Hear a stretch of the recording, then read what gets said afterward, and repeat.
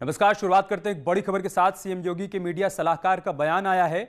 अमिताभ अक्षय का यूपी में स्वागत है, ये कहा है शलभ मणि त्रिपाठी ने। अमिताभ अक्षय को धमकी देना गलत है। फिल्म सिटी से जुड़े कलाकारों का यूपी में स्वागत है। यूपी में हम अच्छा माहौल देंगे। शलभ मणि त्रिपाठी ने इस बात का भी भरोसा दिया है, यूपी में कलाकारों को भयमुक्त वातावरण मिलेगा।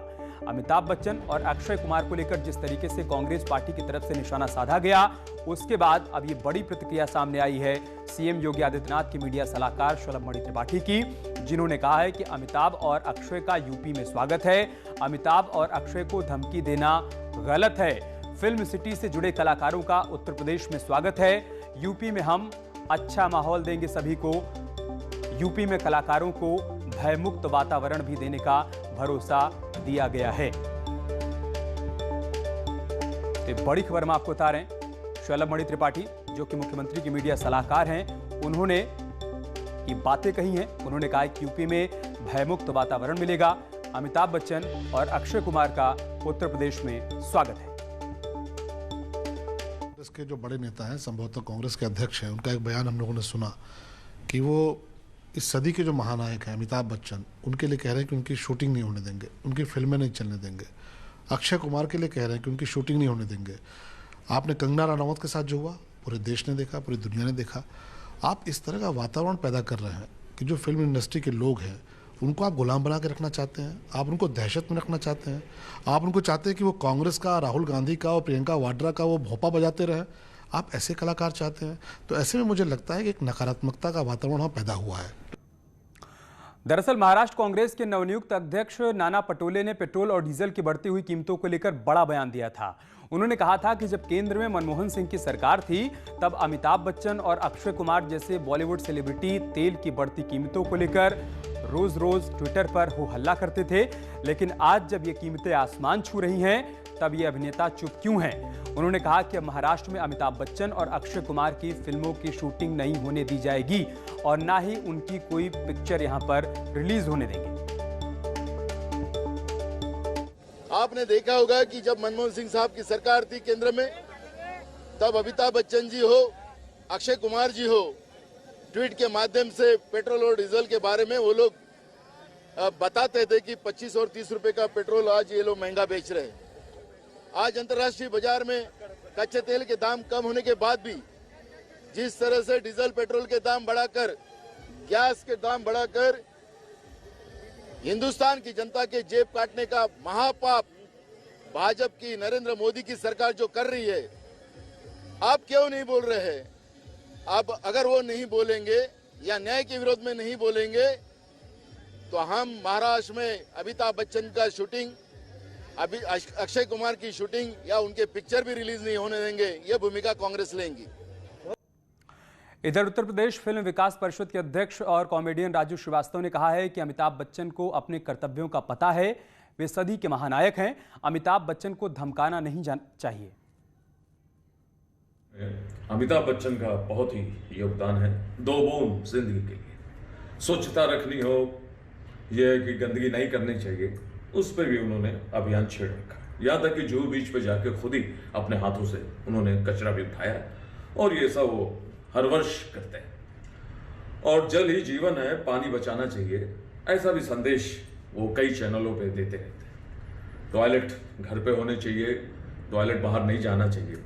इस प्रकार का कार्य भी, इस प्रकार का संदेश भी वो देशवासियों को देते रहे। और कोरोना को भगाने के लिए तो इतने संदेश दिए हैं, इतना समझाया है कि लोग परेशान भी हो गए।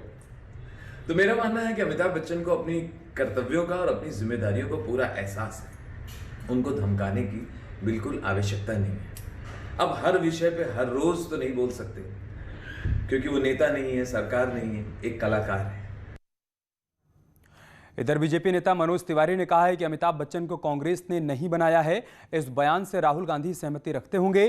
कांग्रेस पार्टी को इस बयान पर माफी मांगनी चाहिए। बच्चन को यही कांग्रेस बनाई है, अक्षय कुमार को कांग्रेस बनाई है, इतना बड़ा सुपरस्टार। सचिन तेंदुलकर को बनाए हैं कि लता दीदी को बनाए हैं। अरे जब तुम्हारे अंदर बनाने का अधिकार नहीं है, बनाने की क्षमता नहीं है, तो तुम बिगाड़ने की बात करते हो। इस बयान से राहुल गांधी, आप सहमति रखते हो कि नहीं, तुरंत देश को बताओ, वरना माफी मांगो। वो लोग, ये अमिताभ बच्चन, अक्षय कुमार जी, ये सचिन तेंदुलकर जी, लता दीदी, जो पूरी दुनिया में इनके पैरों की धूल भी नहीं है, ये सब कांग्रेसी तो किधर हैं? खास तौर से जो ये लोग बयान दे रहे हैं, कांग्रेस में कुछ अच्छे लोग भी हैं, लेकिन ये लोग जो राहुल गांधी के चेले चपाटे हैं, ये लोग पैरों की धूल भी नहीं है अमिताभ बच्चन और अक्षय कुमार और लता दीदी और सचिन तेंदुलकर के। इधर समाजवादी पार्टी के प्रवक्ता अनुराग भदौरिया ने कहा है कि कुछ होने के नाते हमारी जिम्मेदारी बनती है समाज के असली मुद्दों को उठाएं। समाजवादी पार्टी सरकार को घेरती है, बॉलीवुड से हमें क्या लेना देना। समाज में भारतीय जनता पार्टी असली मुद्दों से ध्यान भटका रही है। विपक्ष होने के नाते ये हमारी जिम्मेदारी बनती है कि हम समाज के असली मुद्दों को उठाएं, समाज के असली मुद्दों से सरकार को घेरें।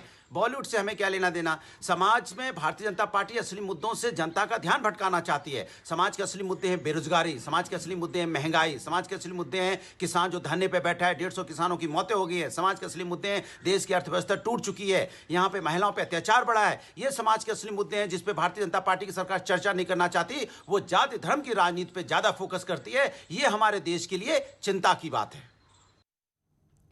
वहीं अपर्णा यादव ने कहा है कि अमिताभ बच्चन भारत के गौरव हैं और अच्छी अच्छी फिल्में की हैं और वो उत्तर प्रदेश के लाल हैं। उनकी उपस्थिति की टिप्पणी किया जाना अशोभनीय है। अमिताभ बच्चन जी हमारे उत्तर प्रदेश के ही नहीं बल्कि भारत का गौरव हैं और इसमें अगर उन्हें जननायक कहा जाए, उन्हें अगर इस देश का एक भारत रत्न कहा जाए तो मुझे नहीं लगता कि इसमें कोई संशय होगा किसी भी भारतीय को। उन्होंने ज़बरदस्त फिल्में करी हैं, बहुत सारे सोशल मैसेज दिए हैं। अक्षय कुमार जी भी अक्सर ऐसी फिल्में करते हैं जिसमें सोसाइटी को लेकर के बहुत बदलाव होता है। तो इस तरीके के आपत्तिजनक अप्रिय बयान कम से कम राजनीतिक लोगों को नहीं देना चाहिए, क्योंकि भाई ये लोग कलाकार हैं और कलाकार अपना पेट और जीवन यापन इसी से भरता है, इसी से करता है कि थिएट्रिकल करके भाई वो अपने परिवार को चला सके। और फिर ये लोग तो बहुत ही बड़े मतलब सोसाइटी रोल मॉडल्स हैं सोसाइटी के लिए।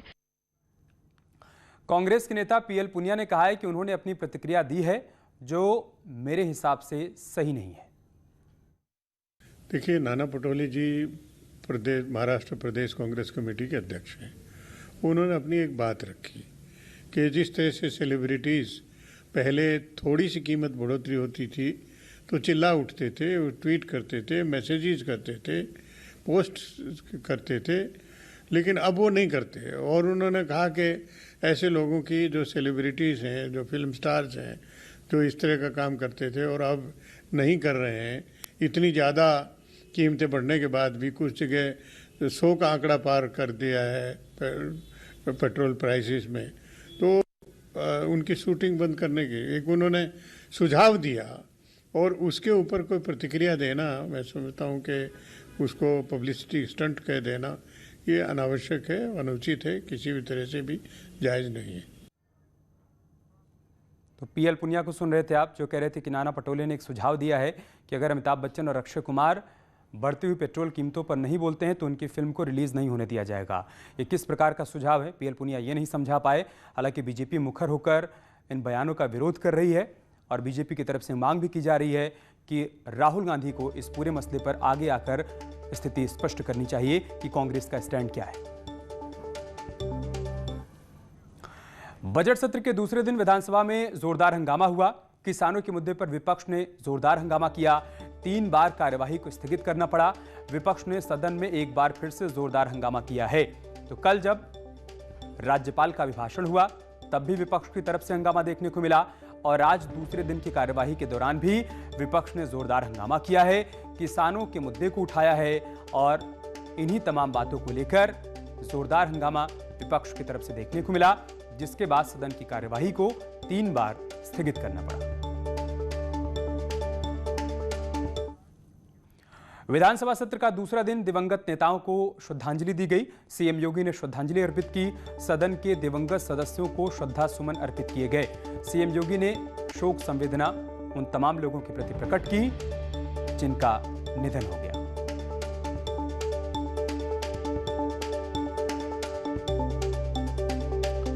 आज विधानसभा सत्र के दूसरे दिन की कार्यवाही के दौरान सदन के दिवंगत नेताओं को श्रद्धासुमन अर्पित किया गया। मुख्यमंत्री योगी आदित्यनाथ ने सभी को श्रद्धांजलि दी और शोक संवेदनाएं प्रकट की। यूपी बजट सत्र के दूसरे दिन आज यूपी विधानसभा में यूपी के सीएम योगी आदित्यनाथ ने उत्तराखंड के चमोली में आई आपदा पर दुख जताया और मृतकों को श्रद्धांजलि दी। और इसके साथ ही सीएम योगी ने कहा कि इस आपदा में उत्तर प्रदेश सरकार उत्तराखंड सरकार के साथ खड़ी है। ऋषिगंगा के पास ग्लेशियर के फटने से हुई इस त्रासदी में जान गंवाने वाले जितने भी प्रदेश के हमारे नागरिक हैं, उनके सभी के प्रति मैं विनम्र श्रद्धांजलि अर्पित करता हूं और शोक संतप्त परिजनों के प्रति अपनी संवेदना भी व्यक्त करता हूं। सभी को इस बात के लिए आश्वस्त भी करता हूं कि राज्य सरकार पूरी तरह उनके साथ में है, हर संभव मदद उन सभी परिवारों को करेगी।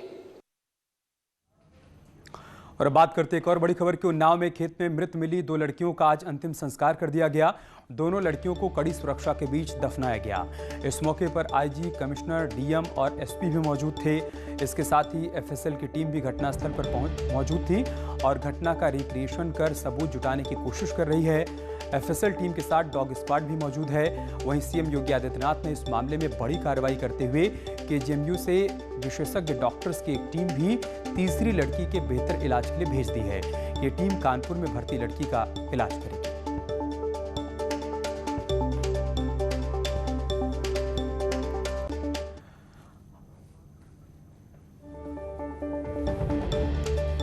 तो बड़ा अपडेट हम आपको बता रहे हैं। आज दोनों मृत लड़कियों का अंतिम संस्कार कर दिया गया। इस दौरान वहां पर प्रशासनिक अमला भी मौजूद था और जो इस वक्त आप तस्वीर देख पा रहे हैं, एफएसएल की टीम भी वहां पर पहुंची हुई है और घटनास्थल पूरे सीन को रिक्रिएट किया गया है।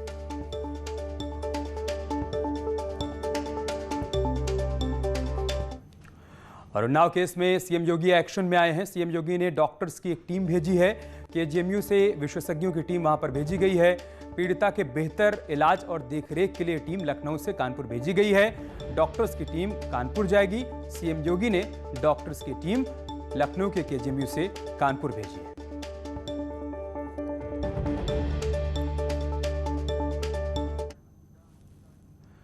कोरोना वैक्सीन पर एक बड़ी खबर है। यूपी में मुफ्त मिल सकती है कोरोना वैक्सीन। योगी सरकार मुफ्त वैक्सीन दे सकती है। बजट में वैक्सीन फंड लाने पर विचार किया जा रहा है। 22 फरवरी को यूपी का बजट पेश होगा। सीएम योगी ने मुफ्त वैक्सीन पर चर्चा की है। ऐसे में उम्मीद ये की जा रही है कि 22 फरवरी को जब बजट पेश होगा तो उसमें कोविड वैक्सीन को लेकर भी फंड आवंटित किया जा सकता है। प्रदेश सरकार सबसे बड़ा ऐलान करने जा रही है। जी हां, उत्तर प्रदेश सरकार अपने 23 करोड़ से अधिक लोगों को वैक्सीन फ्री में देने जा रही है। इसके लिए बाकायदा मुख्यमंत्री योगी आदित्यनाथ ने वित्त मंत्री और अपनी विभाग की टीमों के साथ बैठक की है, जिसमें यह तय किया गया है कि 22 फरवरी को यूपी सरकार अपने बजट में बाकायदा कोरोना वैक्सीन के लिए एक फंड लाने की तैयारी कर रही है, जिससे उत्तर प्रदेश के लोगों को ये वैक्सीन फ्री में दी जा सके। 23 करोड़ लोगों को फ्री में वैक्सीन देना एक बड़ा काम है। अखिलेश यादव जैसे बड़े नेताओं ने सरकार पर सवाल खड़े किए थे कि अगर उनकी सरकार आएगी तो वो कोरोना वैक्सीन यूपी के लोगों को मुफ्त लगवाएंगे। उससे पहले ही योगी आदित्यनाथ ने 2022 के ऐलान को देखते हुए 22 फरवरी यानी 22 को 22 का ऐलान करने जा रहे हैं और इस ऐलान के बाद उत्तर प्रदेश के बुजुर्ग, नौजवान, किसान, बच्चे सभी को एक कोरोना वैक्सीन फ्री में दी जाएगी और इसके लिए बाकायदा बजट में फंड लाने की तैयारी की जा रही है। इंतजार सिर्फ 22 फरवरी का है, जब उत्तर प्रदेश सरकार अपने इस कार्यकाल का अंतिम और सबसे बड़ा यानी 5.5 लाख करोड़ से अधिक का बजट पेश करेगी। वीडियो जर्नलिस्ट गोपी गिरी के साथ अजीत सिंह, न्यूज 18 लखनऊ। सीएम योगी ने आज एक ट्वीट भी किया है। अपने ट्वीट में उन्होंने क्या कुछ लिखा है वो हम आपको बताते हैं। समस्त प्रदेशवासियों से ये साझा करते हुए हार्दिक प्रसन्नता हो रही है कि आदरणीय प्रधानमंत्री जी के मार्गदर्शन में उत्तर प्रदेश 10 लाख लोगों को कोविड-19 वैक्सीन लगाने वाला देश का प्रथम राज्य बन गया है। इसका श्रेय सभी स्वास्थ्य कर्मियों एवं आप सभी को जाता है। सभी प्रदेशवासियों को बधाई।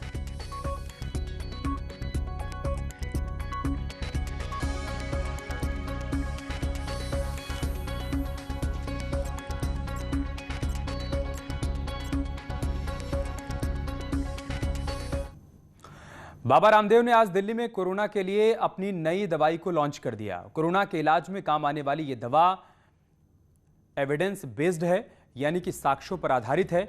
पतंजलि योगपीठ ने यह बताया है कि दवा विश्व स्वास्थ्य संगठन यानी WHO GMP सर्टिफाइड है। GMP का मतलब गुड मैन्युफैक्चरिंग प्रैक्टिस है। इस आयोजन के मुख्य अतिथि सड़क एवं परिवहन मंत्री नितिन गडकरी रहे। बाबा रामदेव के अलावा लॉन्च के मौके पर पतंजलि के CEO आचार्य बालकृष्ण और केंद्रीय स्वास्थ्य मंत्री हर्षवर्धन भी मौजूद थे। योग आयुर्वेद को वैज्ञानिक मापदंडों के साथ साइंटिफिक रिसर्च, इनोवेशन, इन्वेंशन के जितने भी प्रोटोकॉल्स हैं उनको फॉलो करते हैं कि एविडेंस बेस्ड मेडिसिन ट्रीटमेंट के तौर पर योग आयुर्वेद की वैश्विक प्रतिष्ठा, एक सस्टेनेबल हेल्थ, वह योग आयुर्वेद और भारतीय जीवन पद्धति से पूरे विश्व में प्रतिष्ठापित हो और आत्मनिर्भर भारत से लेकर के विश्व का प्रत्येक व्यक्ति स्वास्थ्य के संदर्भ में आत्मनिर्भर बने, इस संकल्प के साथ आज हमने ये कोरोना से लेकर के अलग अलग जो बीमारियों के ऊपर रिसर्च बेस्ड जो ट्रीटमेंट, रिसर्च बेस्ड जो पूरा का पूरा ये हमारी जो एंसेंट नॉलेज की प्रक्रिया उसको आगे बढ़ाने के लिए जो पुरुषार्थ किया गया है। यहाँ रुक रहे एक छोटे से ब्रेक के लिए, जल्द लौटेंगे कुछ और खबरों के साथ।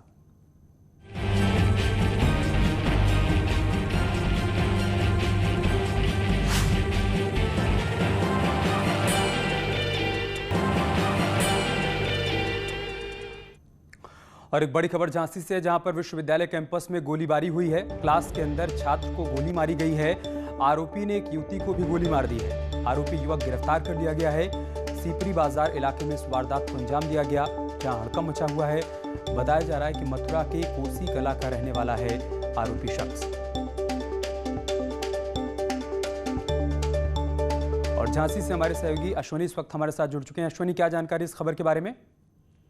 देखिए, जो नया अपडेट अब तक सामने आया है उसमें जो छात्रा है कृतिका, उसकी मौत हो चुकी है। वहीं जो छात्र है वो गंभीर रूप से घायल है, उसका उपचार किया जा रहा है। बेहद उसकी भी जो कंडीशन है काफी क्रिटिकल कंडीशन है।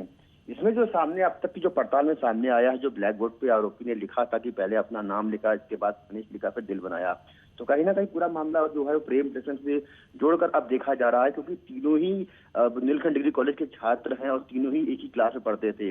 हंसनी की घटना सुबह हुई है जब छात्र पढ़ाई कर रहा था। इसके बाद एक छात्र आता है, पहले ब्लैक बोर्ड पे लिखता है अपना नाम, उसके बाद फिनिश लिखता है, उसके बाद छात्र को गोली मार देता है। फिर वही छात्र जाता है छात्रा के घर दूसरी थाना क्षेत्र में, वहां जाकर उसके घर को गोली मार देता है। तो फिलहाल जो छात्र आरोपी है वो पकड़ा गया है, पुलिस से पूछताछ कर रही है। लेकिन अब तक की जो पड़ताल में सामने आया है, अब तक जो हालात बता रहे हैं वो पूरी तरह से मामला प्रेम प्रसंग का है। तीनों के बीच प्रेम प्रसंग चल रहा था, इसको लेकर के ही छात्र ने फिलहाल गोली मारी है। तो कहीं ना कहीं बुंदेलखंड डिग्री कॉलेज के अंदर जो गोलीबारी हुई है उससे पूरे जो कॉलेज परिसर में है वो डर का माहौल बना हुआ है। और साथ ही जो पुलिस की सुरक्षा है वो भी सवालों के घेरे में आ गई कि एक छात्र तमंचा लेके कैसे घुस आता है, इसके बाद पहले गोली मारता छात्र। शुक्रिया आपका हमारे साथ जुड़ने के लिए और जानकारी तक पहुंचाने के लिए। और चलिए इसके साथ इस बुलेटिन में इतना ही। खबरें जारी हैं, आप बने रहिए हमारे साथ। नमस्कार।